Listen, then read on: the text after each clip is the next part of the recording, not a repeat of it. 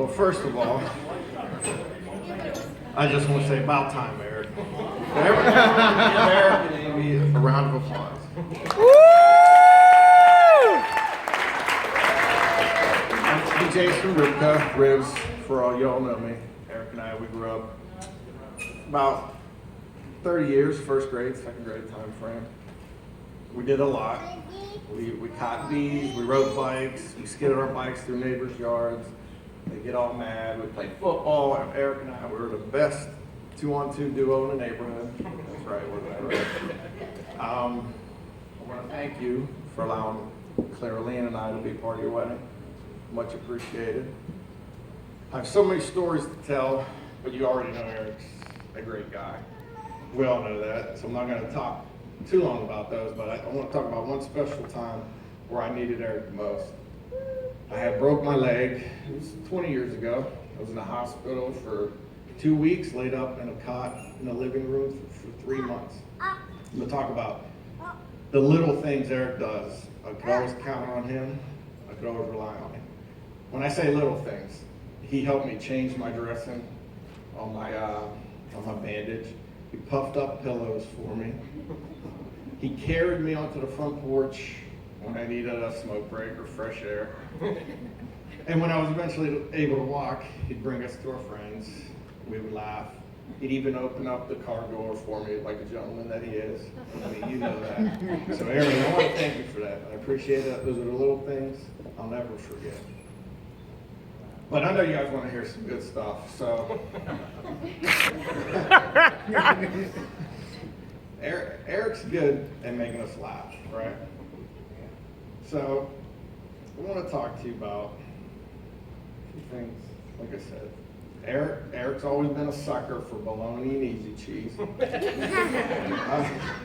Not many people eat that, but Eric does. Eric used to have these Shaq Pumps Reeboks. I'm sure a lot of you guys know. He used to have tight mesh shorts. I don't know why. He was a lusty kid. He admitted that tonight. But he would always pump up his Reebok shoe all day long, everywhere he went. He thought he was the coolest guy in the neighborhood. It got old after 4 years. But great stuff. Also, give me a second here. He also wrote a love letter to a high school sweetheart. He delivered it on his bike. This was just a one-time deal. One-time deal. It was classic. He wasn't expecting that one. But Eric, if you all know, he loves Genuine Song Pony. He patented his own fist pump, which you'll see tonight. You just got to pay attention to. He'll be smiling like he is now, so it's classic. And Eric, he's good at making people laugh by making weird, strange noises, which no one in this room knows that.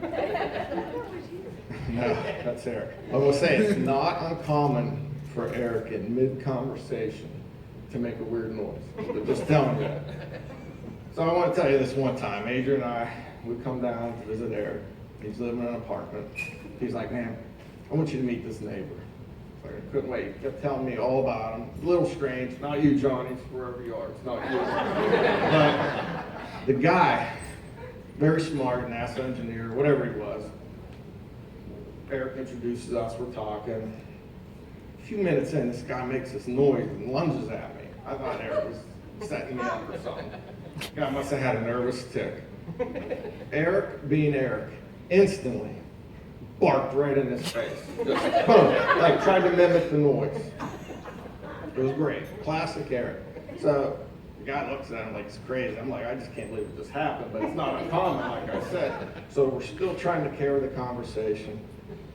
I say bye. Adrian and I were kind of laughing. We're ready to go. And Eric rips off a 5-second jaw-chomping noise right in his face, just like Curly from the Three Stooges. It was so funny that we just walked away laughing. But that is a typical classic Eric story. So hopefully he'll do one tonight for one of you guys. So I hope so. But let's talk about the day Eric called me. talked about Amy. He called me and he said, Ribs, I met this girl, Amy. I really like this girl. She treats me well. I'm thinking, what does she do? How she treat you? Well, she cooks for me. She cleans for me. She straightens up. She asked me how my day went. Happy to see me, just likes to hang out. I was like, that's great. I was like, Eric, you never been treated the way you should. No. He goes, no, definitely not. It's weird. I never had anyone do these things for me. Someone who really cares and is genuine and treats me nice. I could attest to that. You really do. And it was a big pause. And she's really good looking. Absolutely good looking. Then he goes, and she's a Steeler fan. And from the Ohio Valley. And I'm not a Steeler fan, but I'm only going to say this once tonight. Go Steelers. That's Go Steelers. But Eric had this thrill and excitement in his voice. I could totally remember it. I could tell then he had found someone special. And you did. And I'm glad to be a part of it.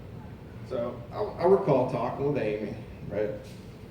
Amy, you would always tell me you had this soft, smitten voice. Eric, he treats me so well. He's a big baby doll. He's a big teddy bear. And he just kept going on. I would have how big sweetheart is and how well he treats you. He does. Absolutely does. I wasn't surprised, Eric. You always treat her well. So the first time I met Amy, we were in Curacao. We fly down. They were a day before us. Adrian and I were walking. We're looking for a room. I see these two lovebirds hugging and kissing on each other with Steeler gear. It all made sense now. It totally made sense how much in love they were.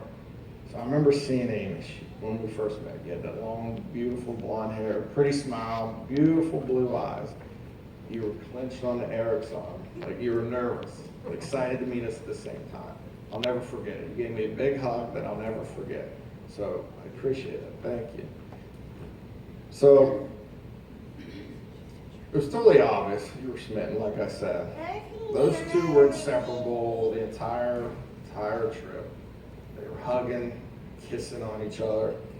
They still do that now. It was like a Hallmark or Lifetime movie, just watching it all week long. Very nice. I'm glad you two were together and finally got married. It's great to see. So, Amy, as you know, you're in good hands. Eric will do anything for you. You can count on him. Eric, I've always told you your whole life. You'll be a great leader, a successful man, and maybe even a CEO one day. You're on your way. You have proven this to be correct in your professional life and now in your personal life. You're a very strong-willed guy. Little OCD, maybe a lot, but very focused and determined in all you do, which makes you the success that you are today. There's no doubt in my mind that your marriage will be anything less. You'll make a great husband to Amy and a great friend to Amy, just as you are a friend to Adrian and I. I got a little bit of advice. Remember, you're not always right. Let me say that again. You're not always right. And not to laugh at your wife's choices, because you are one of them. With that being said, please raise your glasses. Eric and Amy, I love you guys. Thank you. Here, here.